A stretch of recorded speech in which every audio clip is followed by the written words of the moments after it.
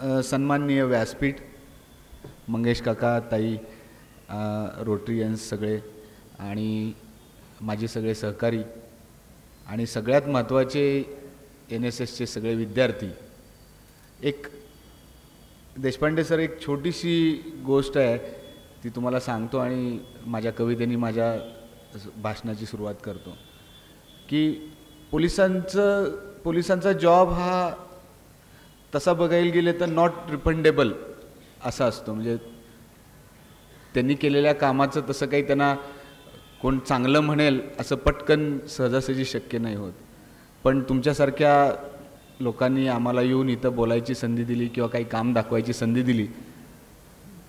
तर नारायण सुर्वेंची एक कविता आहे, मोडून पडला संसार, मोडून पडला संसार पण मोडला नाही कणा, पाठीवरती फक्त हात ठेवून लढ म्हणा. तुम्ही आमच्या पाठीवर फक्त हात ठेवून लढ म्हणा, आम्ही लढत राहू, तुमच्यासाठी काम करत राहू, दिवस रात्र अहोरात्र तुमच्यासाठी कष्ट करत राहू. फक्त तुम्ही एक पाठीवरती हात, एक थापेची आवश्यकता आहे जे आम्हाला ते 10 हत्तीचं अजून बळ देईल. Thank you very much Rotarians. निफाडकर सरांची मुलगी गेली, त्याच्यावरती एक उत्तम कांबळे सरांनी एक सकाळला लेख लिहिला होता. ती मुलगी ॲक्सिडेंट झाला 20च्या स्पीडला होती. एका कॉर्नरला टर्न मारताना ती स्किड झाली आणि ती पडली, तिच्या डोक्याला लागलं आणि तिला ॲडमिट केलं. ते वडील तिच्या शेजारी बसलेत, कांबळे सर बसलेत आणि त्या कांबळे सरांनी त्याचा एक लेख लिहिला होता की बाबा तुम्हाला कळावं एका बापाचं दुःख काय असतं की 20-22 वर्षाची मुलगी तिची गेली आहे जाग्यावरती किंवा ती कोमात आहे आणि ते दवाखान्यात तिच्या शेजारी बसलेत आणि त्या डॉक्टरना विनवणी करतायत की डॉक्टर साहेब काही करा पण हिला जागं करावं, ही झोपली आहे, मला माहीत आहे हिचे श्वास चालू आहेत, हिला जागं करा. माझा खूप जीव आहे हिच्यावरती, मी लहानपणापासून हिला खूप सांभाळलं आहे, खूप जपलं आहे, तिला कुठलाही त्रास होऊ दिला नाही, तिला जे हवं नको ते तिच्यासाठी केलं आहे आणि तिच्यासाठी आणि माझ्यासाठी, आमच्या दोघांच्या प्रेमाखातर हिला असंच राहू द्या, ही फक्त श्वास चालू असला ना तरी मला बास आहे, माझी मुलगी जिवंत आहे ह्याचं मला समाधान आहे. ती बापाची आर्तता, ते काळीत चिरवणारं ते सगळं वाक्य कांबळे सरांनी शब्दबद्ध केलं होतं. किती वाईट गोष्ट आहे ना, पण नाही करता आलं. डॉक्टरांना ते शक्य नव्हतं. 4 दिवसांनी ती नाही राहिली. काय चूक आहे तर आपण छोट्या छोट्या गोष्टींसाठी आपण नियम मोडतो किंवा छोट्या छोट्या कारणांनी, अरे इथे तर जायचं आहे, मग एवढ्या लांबचा वळसा घालून काय जाण्यात पॉईंट आहे, चला उलटे जाऊया. अर्धा किलोमीटर उलटे येतात. अहो इथं पेट्रोल भरायला गेलो होतो, पोलिसांनी अडवलं की काय सांगतात, ताई इथं पेट्रोल भरायला गेलो होतो आणि कसं काय करणार आता, एवढ्या लांबनं वळसा घालून यायचं का, आम्ही काय ह्याच्यासाठी काम करतो का. अपघात 2 प्रकारचे असतात. तुम्ही मगाशी जो अपघात तुमच्या नातेवाईकांचा सांगितला, अपघात 2 प्रकारचे असतात. एक अपघात असतो तो माझ्या चुकीमुळे झालेला असतो आणि एक अपघात असा असतो की जो माझी काहीच चुकी नाही आहे आणि तो माझ्यावरती गुदरलेला असतो. माझी काहीच चुकी नाही आहे, मी रस्त्याने चाललो आहे, मी माझ्या पद्धतीने चाललो आहे, मी हेल्मेट घातलं आहे, सगळं केलं आहे, पण मागून आलेला ट्रक एवढ्या जोरात आलेला आहे की तो ब्रेक फेल झाला आहे, त्याचा ब्रेकच नाही लागला आहे. काहीच चूक नाही आहे माझी. एक क्षणात अपघात असतो, क्षणात संपून जातो. जीवन मरणामधलं एक श्वासाचं अंतर असतं.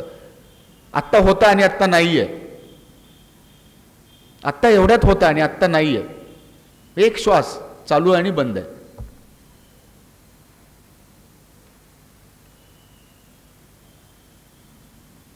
छोट्या छोट्या गोष्टी आहेत, आपण सांभाळत नाही. सीट बेल्ट का लावायचा सीट बेल्ट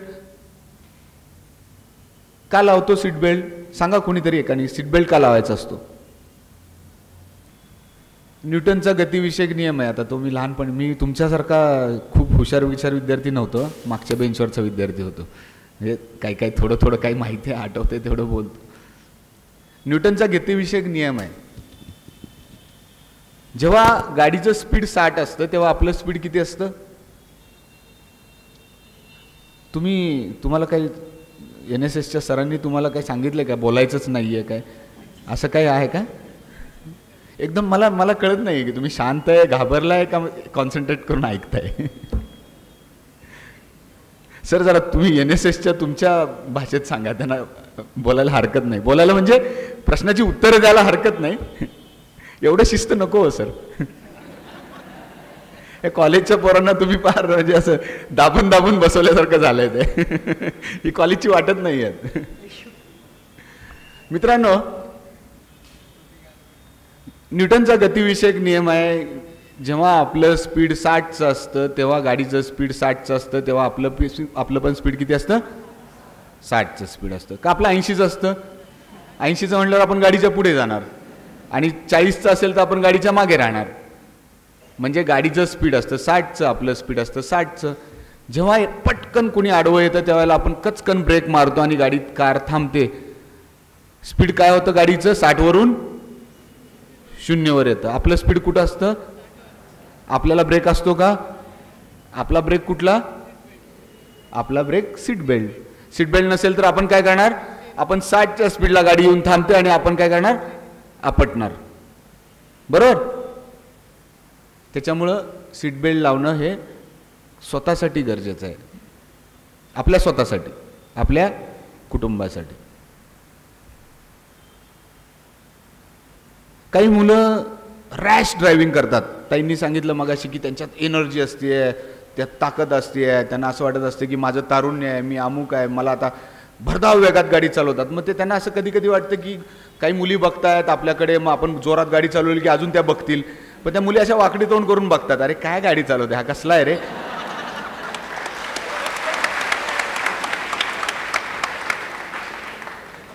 त्याला असं वाटत असतं की बघतायत, अरे त्या बघतायत, तुला तिरस्कार नजरेने बघतायत, रे बाबा काय कामाचा नाही तू. अरे वाघ, सिंह, हत्ती कधी तुम्हाला असा वाकडा तिकडा जाताना बघितलाय का रे तुम्ही? बघितलाय वाघाला असा वाकडा तिकडा पळतोय? कुठला प्राणी पळतो रे वाकडा तिकडे? सांगा जरा मला एक. अरे छोटा प्राणी आपण रोज बघतो त्याला, कुठला प्राणी पळतो असा वाकडा तिकडा? है ना, पळतो ना असा एक प्राणी, आपण रोज बघतो त्याला, तो असा वाकडा तिकडा गल्लीतनं पळत असतो नुसता असा सुसाट.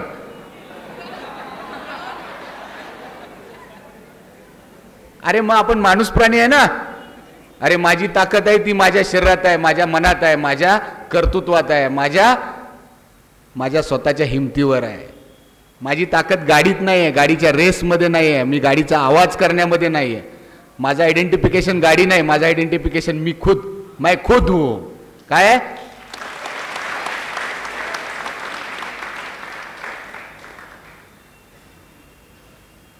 तायांनो, तुम्हाला एक गोष्ट सांगतो, गाडीवर बसू नका अजिबात. असल्या जो रेस करतोय, गाडी पळवतोय ना, त्याला म्हणायचं ए थांबो, बसायचं ना अजिबात.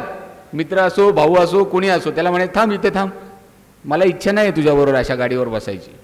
जो सिग्नल पाळत नाही, जो जंप करत पळतोय, जो गाडी जोरात रेस करतोय, वाकडी तिकडी गाडी चालवतोय, 2 गाड्यांच्या मधनं गाडी घालवण्याचा प्रयत्न करतोय, ती बघा. आता सरांची, काकांनी एवढी छान चित्र काढली आहेत. एक चित्र म्हणजे एक अभ्यासाचा विषय आहे. एक चित्र म्हणजे एक अभ्यासाचा विषय आहे. तुम्ही ती चित्र एक मनात साठवा, स्वतःच्या मनात ठेवा. कशाला पाहिजे ताकद? अरे आता नवीन एक गेम आलाय काका, नवीन गेम आलाय. काय रे? पोकेमॉन गो. अरे गाडीवर चाललाय हा, इथं पोकेमॉन, त्याचा तो पोकेमॉन दिसतोय. एका चौकात 10 15 पोरं उभी राहिलीत. काय रे? पोकेमॉन सापडलाय. अरे कुठनं आणला हा पोकेमॉन? काय तुम्ही वेडे झालेत का? काय चाललंय काय? पोकेमॉन. अरे क्रिकेट खेळा, कबड्डी खेळा, व्हॉलीबॉल खेळा, बास्केटबॉल खेळा, मैदानी खेळ खेळा, पळा, रनिंग करा. हे काय पोकेमॉन? गाडीवर बसून पोकेमॉन. परवा मी आणि तुषार गाडीतनं चाललोय, एक पोकेमॉन शोधतोय न स्टॉपला. अरे म्हणलं हा पोकेमॉन ह्याचा पोकेमॉन होईल, उद्या पाय बी वर करून हॉस्पिटलमध्ये पोकेमॉन.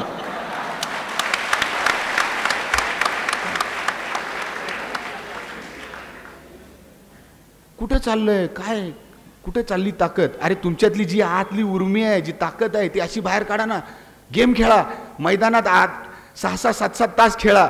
घामटा निघाला पाहिजे, फार चड्डी ओली झाली पाहिजे.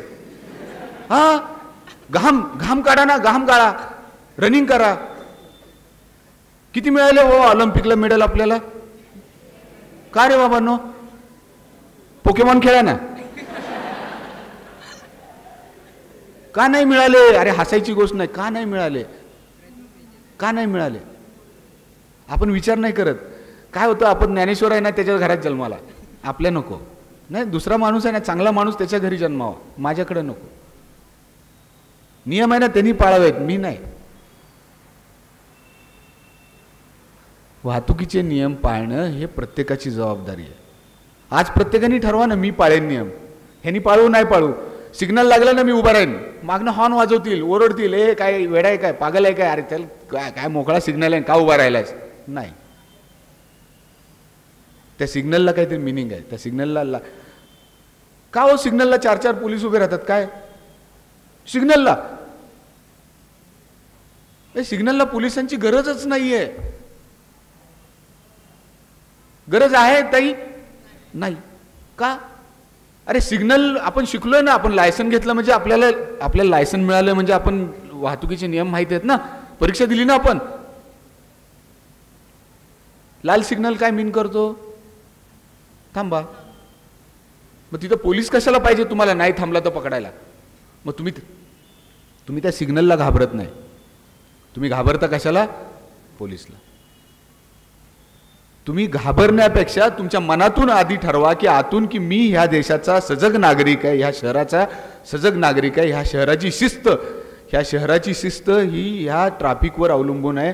ह्या ठिकाणी आलेले बाहेरचे लोक, ह्या ठिकाणचे लोक यांना आपल्या वागण्याने, आपल्या वाहतुकीच्या परिस्थितीवरून, आपल्या गाडी चालवण्याच्या पद्धतीवरून आपण किती सुशिक्षित आहोत हे समजणार असते.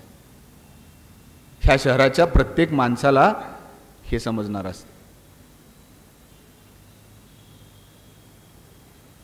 रॅश ड्रायव्हिंग करून क्रॅश, रॅश ड्रायव्हिंग झाली ना क्रॅश आहे. किती फरक पडतो. सकाळी एक सर्वे केला होता. सकाळच्या एक पत्रकारांनी, 2 पत्रकार स्वारगेटवरून शिवाजीनगरला निघाले आणि त्यांनी सर्वे केला की आम्ही एकाने सिग्नल जम्प करत जायचं आणि एकाने सिग्नल न तोडता जायचं आणि किती वेळात पोहोचतो हे बघायचं. दोघांच्या मधलं अंतर होतं 5 मिनिटाचं. सिग्नल जम्प करत गेलेला 5 मिनिटं आधी पोहोचला होता आणि सिग्नल पाळलेला माणूस त्याच्यानंतर 5 मिनिटांनी पोहोचला होता. असं काय महत्त्वाचं काम असतं 5 मिनिटाचं आपलं, की आपण तिथं पोहोचलोच पाहिजे? अशी काय कोणाशी अपॉइंटमेंट असते? असं काय महत्त्वाचं काम असतं आपलं? आपल्या जीवापेक्षा कुठली गोष्ट महत्त्वाची? आपल्या जीवापेक्षा, आपल्या स्वतःपेक्षा?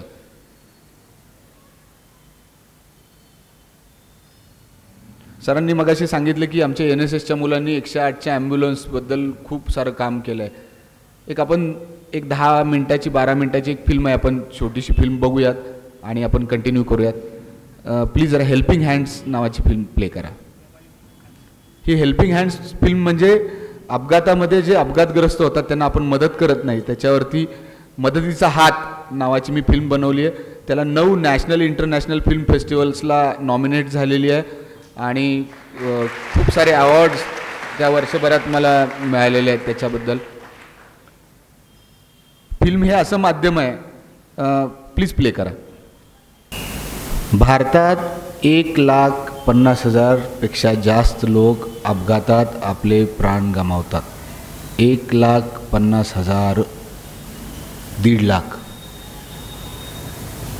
माझ्या पुण्यात 450 लोक वर्षाला मरतात.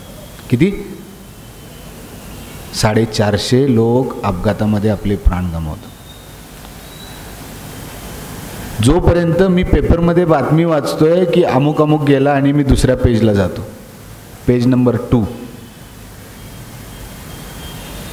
अपघातात 2 माणसं गेली, पेज नंबर 3. पण मला जेव्हा समजतं की अपघातात गेलेला माणूस हा माझ्या शेजारचा होता, तर मी पेपरचं पेज नंबर 2 वरती थांबतो आणि मी बातमी वाचतो. जेव्हा मला असं समजतं की तो गेलेला माणूस हा माझ्या नातेवाईकांपैकी एक होता, तर मी अजून पेपर जवळ घेतो आणि माझे इमोशन्स, माझ्या भावना जाग्या होतात. तो माझा अजून जवळचा नातेवाईक असेल तर माझ्या अजून भावना उचंबळून येतात, मला दुःख होतं. आणि जेव्हा दुसऱ्याचा माणूस मरतो तेव्हा मला दुःख होत नाही. मी पेज नंबर 3 जातो. पान नंबर 3, पान नंबर 2 वरची बातमी वाचून मी पुढे जातो. अरे पण जो 2 नंबरच्या पानावरचा गेलेला माणूस हा कुणाचा तरी भाऊ, कुणाचा तरी मुलगा, कुणाचा तरी कोणतरी जवळचा नातेवाईक असतो ना.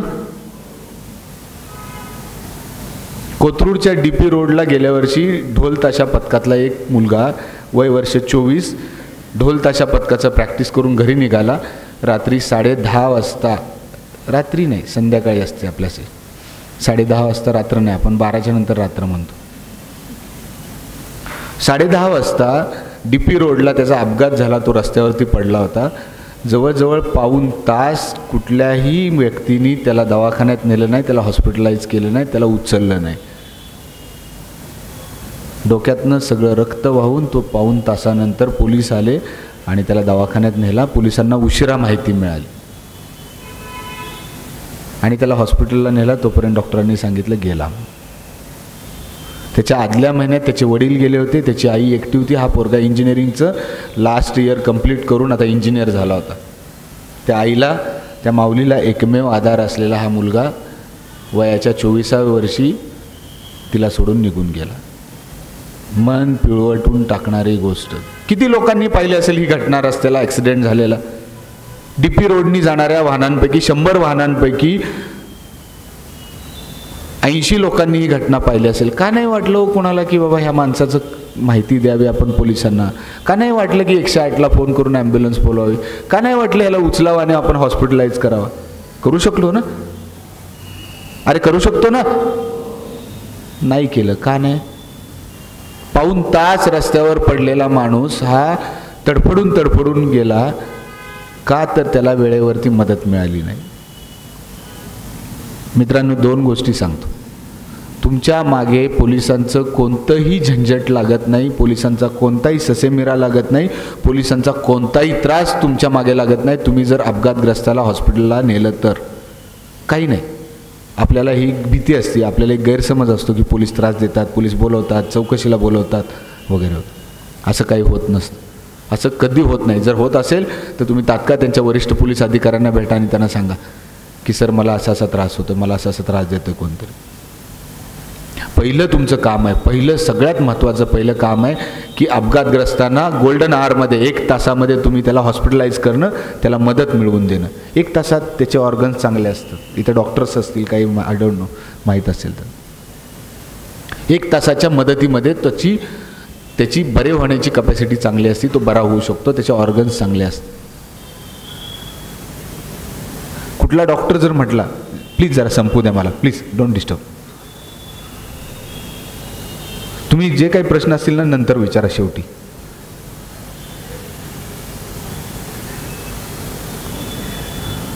तुम्ही जेव्हा हॉस्पिटलला त्या डॉक्टरकडे घेऊन जाता पेशंट आणि तो जर डॉक्टर म्हटला की मी त्याला ट्रीटमेंट देऊ शकत नाही, ती याची FIR करा, हॉस्पिटलला मी घेणार नाही त्याला, त्याचं पोलीस कंप्लेंट करा, तर त्या डॉक्टरची डिग्री जाण्या इतपत कायदे कडक झालेले आहेत. सुप्रीम कोर्टाचे त्याच्यासाठी गाईडलाईन्स आहेत की हॉस्पिटलला गेलेल्या इस्माला पहिले वैद्यकीय उपचार, सगळ्यात महत्त्वाचे पहिले वैद्यकीय उपचार. FIR असेल, केस असेल, अजून काय असेल ते बाकीच्या सगळ्या गोष्टी नंतर. म्हणजे तेव्हा तुम्हाला एखादा डॉक्टर म्हटला की मी त्याला हॉस्पिटलला घेणार नाही, त्याला मी हॉस्पिटलाइज करणार नाही, त्यावेळेला तुमचं पहिलं काम आहे की साहेब मला कायदा माहीत आहे, मी तुमच्या विरुद्ध मेडिकल बोर्डाकडे, मेडिकल काउन्सिलकडे तुमची तक्रार करेन, तुमची डिग्री घालवेन साहेब, याला पहिली ट्रीटमेंट करा. आपण हक्कासाठी भांडतो ना, अरे भांडतो ना आपण हक्कासाठी, हा हक्क आहे त्याला जगवण्याचा. मला तुम्हाला खूप इम्पॉर्टंट काम आहे, इमर्जन्सी आहे, तुम्हाला खूप काहीतरी महत्त्वाचं काम आहे, अशी मोठी अपॉइंटमेंट आहे, कुठंतरी तुम्हाला अध्यक्षांनी कुठल्या तरी बोलवले, काहीतरी असेल, काहीतरी खूप महत्त्वाचं आहे, त्यावेळेला तुम्ही काय कराल?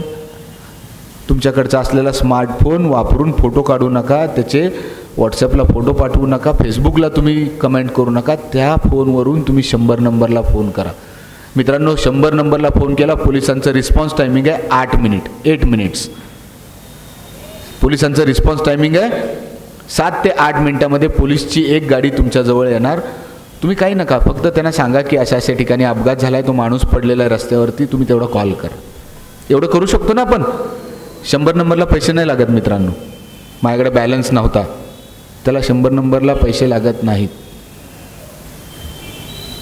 अपघात झाला आहे, तुम्हाला दिसला आहे आणि तुम्ही चाललाय, तुम्हाला वेळ नाही आहे, तुम्ही 108ला फोन करा. 108मध्ये महाराष्ट्र गव्हर्नमेंटच्या ॲम्ब्युलन्स आहे, त्याच्यामध्ये डॉक्टरसह ॲम्ब्युलन्स असते, पटकन ट्रीटमेंट मिळू शकते. 1 तासामध्ये त्या माणसाचा जीव वाचू शकतो. माझ्या जवळचा कोणी असेल तर मी किती तातडीने किती घाईने त्याला ट्रीटमेंट करण्याचा प्रयत्न करेन. तो पण कोणाचा तरी जवळचा असेल ना, आणि न जाणो तुमचाही जवळचा असू शकतो ना. पिक्चर पाहिला ना आता तुम्ही. त्याला वैद्यकीय उपचार करणं हे पहिली जबाबदारी आपली आहे. पळून जाऊ नका. अपघातग्रस्त वाहन, अपघात करणारा माणूस जर तुम्हाला दिसला तर तुम्ही पोलिसांना त्या गाडीचा, वाहनाचा नंबर द्या आणि तुम्ही सांगा की बाबा ह्या वाहनाने ह्याला धडकवलेली आहे गाडी, ह्याचा मृत्यू ह्याच्यामुळे झालाय. एक माणसाच्या, गेलेल्या माणसाच्या किंवा जिवंत अपघात झालेल्या माणसाच्या त्याला न्याय द्याल तुम्ही. ज्या माणसाने अपघात केलाय तो जायला पाहिजे ना, जेलला जायला पाहिजे ना, तो त्याच्यावर कारवाई व्हायला पाहिजे ना. मग तुमच्या एका साक्षीमुळे, तुमच्या एका दिवसाच्या, तुम्ही 1 दिवस स्पेंड केल्यामुळं त्या माणसाला न्याय मिळू शकतो. कुठली झंझट नाही, त्रास नाही, काही प्रॉब्लेम नाही. फक्त सांगा तुम्ही की अमुक अमुक गाडीने अपघात केला आणि अमुक अमुक गाडीचा नंबर आहे सर.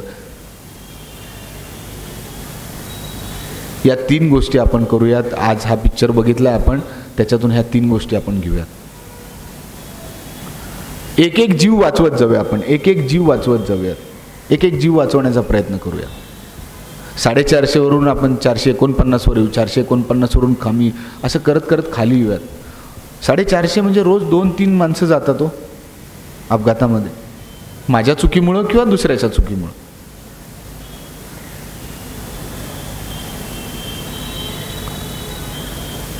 करणार सगळे मदत. तुमच्या ह्या हो वरून मला काय वाटत नाही तुम्ही मदत कराल. आवाज तिकडं एसपीज बिर्याणीपर्यंत पोहोचला पाहिजे. 1 वाजलाय आता. तुम्ही करणार मदत. क्या बात आहे. NSSचे वाटतायत आता. Thank you very much. आता आपण अजून एक गोष्ट करणार आहोत. तर सगळे सिरियस मोडमध्ये झालेत. सिरियस व्हा मित्रांनो. आयुष्याकडे सिरियस होऊन पहा. ह्या सगळ्या स्टेप्स आहेत. तुमच्या स्टेप्समध्ये मी पण होतो. तुम्ही जेवढ्या शांतपणे ऐकता तेवढ्या शांतपणे मी कधी ऐकलं नाही आहे. हे चित्र एक मनात साठवा, डोळ्यात साठवा. एक चित्र आहे ना, हे एक मोठा इन्सिडन्स आहे. एक मोठा अख्खा आयुष्याचा एक्सपिरियन्स मांडलाय त्यांनी एक चित्रामध्ये.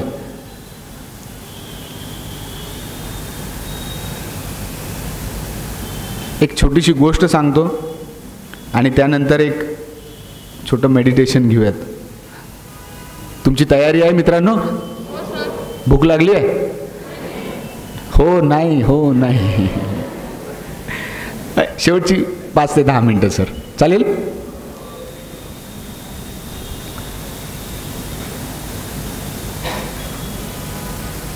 अमेरिकेमध्ये एका समुद्र किनाऱ्यावरती मला एका अमेरिकेच्या मित्रांनी, निमेश काठाळे नावाचा मुलगा आहे, हे काका त्यांच्या मुलांनी गोष्ट सांगितली होती. मी प्रत्येक व्याख्यानात ही सांगतो. एका समुद्र किनाऱ्यावरती लाखो स्टार फिशेस मरून पडलेत. समुद्राच्या लाटेबरोबर ते स्टार फिश येत आहेत आणि लाट जेव्हा समुद्राच्या किनाऱ्याला येते तेव्हा ती कमी कमी कमी होती आहे आणि त्यांना पोहता येत नाही आहे. ते असे तडफडत आहेत, सगळ्या समुद्राच्या लाटेच्या कडेला येत आहेत, समुद्राच्या वाळूत असे सगळे तडफडत आहेत. प्रचंड ऊन आहे बाहेर आणि ते असे तडफडत आहेत सगळे स्टार फिश. लाखो आहेत अख्ख्या समुद्राच्या किनाऱ्यावरती. जेवढा लांब समुद्राचा किनारा आहे तेवढ्या किनाऱ्यावरती ते दिसत आहेत. ते लाटेबरोबर मोठ्या लाटेबरोबर आलेत आणि आता छोट्या लाटा झाल्यात, ओहोटी आली, त्याच्यामुळे ते माघारी जाता येत नाही, त्यांना पाण्यात जाता येत नाही. आणि एक समुद्रावरती एक काळी मुलगी, ब्लॅक मुलगी, ती उभी आहे आणि ती काय करते की एक समुद्रातला जो लाटेच्या बाहेर आलेला जो स्टारफिश आहे, जो वाळूमध्ये तडफडतोय, त्याला उचलती आहे आणि ती समुद्रात सोडते, उचलती आणि समुद्रात सोडते. खूप तडफडत आहेत, पण ती एक उचलून सोडतीये. आणि गोरा माणूस तिकडे वॉक करत येतोय समुद्राच्या किनाऱ्यावरती आणि तो तिकडून जोरात ओरडतोय, ए वेडी मुली, अरे ए वेडी मुली, काय करतेस तू, हे काय करतेस? अरे असा काय फरक पडणार आहे, लाखो मरतायत आणि तू एक एक सोडण्याने काय फरक पडणार आहे, लाखो मरतायत. ती मुलगी अशी एक एक उचलून सोडते आणि त्याच्याकडे बघत हसतीये. एक हातात असा स्टार फिश आहे, तो तडफडतोय, हसतीये त्याच्याकडे बघून. त्याला म्हणते, तुला काय जीवनाचं सारच कळलं नाही रे. त्याची उचलती एक स्टार फिश, असा हलतोय, तडफडतोय, ती उचलती पाण्याजवळ देते आणि ती म्हणते, अरे दादा, कुणाला नाही फरक पडला तर ह्याला पडणार आहे बघ, आणि ती सोडून देते. म्हणजे जगातल्या कुणाला स्टार फिशला कुठल्याही काही फरक नाही पडला, तर मरणाऱ्याला त्याच्या जीवनाचं किंमत कळणार आहे. ती जेव्हा ते पाण्यात सोडते तेव्हा तो स्टार फिश असा वाहत निघून जातोय. म्हणजे त्या स्टार फिशला त्याची किंमत कळते, बाकीच्यांना किंमत कळणार नाही. जो मारून मरणार आहे त्याला तुम्ही वाचवाल, त्याला, त्या माणसाला त्या जीवनाची किंमत कळेल, त्या माणसाच्या नातेवाईकांना त्याची किंमत कळेल आणि तुम्हाला त्याचं समाधान मिळेल की मी आज एक माणूस वाचवला. आपण किडी मुंगी झाड ह्याच्यासाठी वाचवण्याचा प्रयत्न करतो. आपण माणसं वाचूयात मित्रांनो, माणसं वाचूयात. Thank you very much.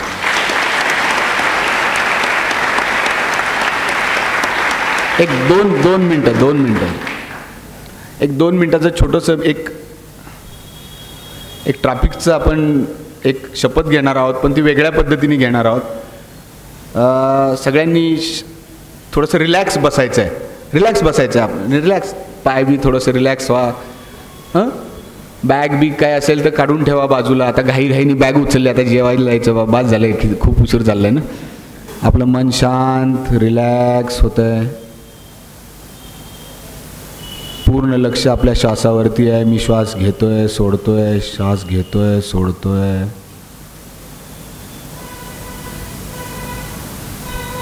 मला माझ्या असण्याचा, मी आज इथं जिवंत असण्याचा खूप आनंद आहे. मी आज हे सगळं अनुभवतोय, मी आज जिवंत आहे, मी ह्या सगळ्या गोष्टी अनुभवतोय, ह्याचा मला खूप आनंद आहे.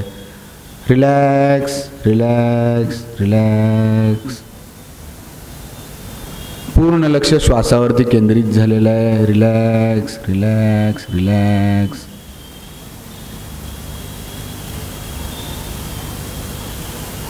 माझ्या सगळ्यात आवडती जी व्यक्ती आहे, ती व्यक्ती माझ्या समोर दिसते, माझ्या डोळ्यांच्या समोर दिसते. ती माझी आई असेल, माझे वडील असतील, माझा भाऊ असेल, माझा मित्र असेल, माझी बहीण असेल, जी कोण असेल ती माझ्या समोर दिसते. ती व्यक्ती माझ्या चेहऱ्यावरून, माझ्या गालावरून, माझ्या डोक्यावरून हात फिरवतीये. मला छान आनंद वाटतोय की ती व्यक्ती माझ्या जवळ आहे आणि ती व्यक्ती मला जवळ करतीये, माझ्या डोक्यावरून हात फिरवतीये. ती माझी आई असेल, सुरकुतलेल्या हातांनी माझ्या डोक्यावरून हात फिरवते. माझे वडील असतील, जे माझ्यासाठी खूप कष्ट करतायत, काबाड कष्ट करून मला शिकवतायत. त्यांची लायकी नसताना ते माझ्यासाठी खर्च करतायत. एवढ्या मोठ्या कॉलेजला मला ॲडमिशन घेऊन देत आहेत, मला शिकवतायत. ते माझे वडील असतील, माझ्या डोक्यावरून हात फिरवणारे. माझी आई असेल, माझी आजी असेल, माझी बहीण असेल, माझी मैत्रीण असेल, माझा मित्र असेल. त्यांनी माझा हात हातात घेतलाय आणि तो माझ्या हातावरून, गालावरून, तोंडावरून हात फिरवतोय आणि तो मला म्हणतोय की अरे किती छान आपलं रिलेशन आहे, आपण किती छान जगतोय, आपण किती छान राहतोय एकमेकांसोबत. मला तुझ्याकडून खूप आशा, अपेक्षा आहेत, आकांक्षा आहेत. तुम्ही त्याच्या हातामध्ये हात देताय, आश्वस्तपणे तुम्ही सांगताय की yes, I am with you, मी तुमच्या बरोबर आहे, आत्ता आहे, कायमस्वरूपी आहे. पण ती जी प्रिय व्यक्ती आहे ती आज तुम्हाला विचारते की तुम्हाला एक कमिटमेंट करणार. तुम्ही यस म्हणताय, तुम्ही यस म्हणताय. तुम्हाला भरून आलंय, त्या व्यक्तीला तुम्ही हातात हात दिलाय, तुम्हाला भरून आलंय, तुम्हाला उचंबळून आलंय. तुम्हाला असं वाटतंय की यस, मी तुझ्यासाठी काहीतरी करणार आहे, यस, मी तुझ्यासाठी काहीतरी करणार आहे. तू सांग फक्त तुझ्यासाठी काय, पण तू सांग फक्त मी काय करू. ती व्यक्ती म्हणते आहे की यस, तू आज मला एक कमिटमेंट दे. आणि तुम्ही त्याला म्हणताय की हो, मी आज तुला एक कमिटमेंट देतोय की मी आयुष्यभर तू सांगितलेल्या गोष्टी फॉलो करेन. ती तुमची आई, बहीण, पत्नी, मैत्रीण, जी कोण आहे ती तुम्हाला म्हणते आहे की आजपासून तू वाहतुकीचा कुठलाही नियम तोडणार नाहीस. तू आजपासून रॅश ड्रायव्हिंग करणार नाहीस. तू आजपासून कुठलाही सिग्नल जंप करणार नाहीस. तू आमच्यासाठी खूप इम्पॉर्टंट आहेस. तू जगणं आमच्यासाठी खूप महत्त्वाचं आहे. तू आमच्यासाठी असणं खूप महत्त्वाचं आहे. आणि ती गालावरून हात फिरवती आहे आणि तुम्ही तिला हातात हात देऊन कमिटमेंट करताय की यस, आजपासून मी कुठलाही नियम वाहतुकीचा तोडणार नाही, सिग्नल जंप करणार नाही, मी फोनवरती मोबाईल फोनवरती गाडी चालवताना बोलणार नाही, मी रॅश ड्रायव्हिंग करणार नाही, अपघातग्रस्त माणसं दिसतील तर मी नक्की मदत करेन, अशी तुम्ही कमिटमेंट करताय त्या व्यक्तीला. खोल श्वास घेताय, रिलॅक्स रिलॅक्स रिलॅक्स. ही कमिटमेंट तुम्ही आयुष्यभरासाठी पाळणार आहात. त्या व्यक्तीला तुम्ही कमिटमेंट देणार आहात आणि त्यानुसारच तुम्ही या पुढचं जीवन व्यतीत करणार आहात. मित्रांनो, हळूहळू डोळे उघडतोय, हातात दोन्ही हात आपले तळहात चोळतोय आणि डोळ्यावरून फिरवतोय. हळूहळू डोळे उघडतोय आपण. रिलॅक्स वाटतंय, सगळा थकवा निघून गेला, रिलॅक्स शांत वाटतंय. पण एक गोष्ट आहे की तुम्ही आश्वस्तपणे कमिटमेंट केलेली आहे आपल्या प्रिय व्यक्तीशी, ती कधीच तोडणार नाही ह्याचा मला विश्वास आहे. Thank you very much.